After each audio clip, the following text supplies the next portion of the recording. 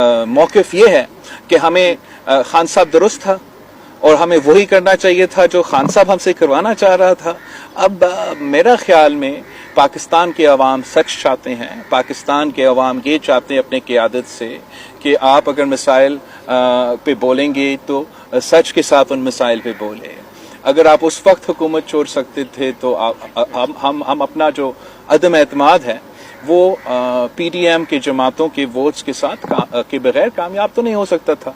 तो अगर वाकई उनमें से किसी को ये ख्वाहिश था कि अदम एतमाद के बजाय इलेक्शंस हो तो फिर वो उस वक्त हमारे साथ नहीं देते, हम नाकाम होते और हम इलेक्शंस की तरफ भर सकते थे।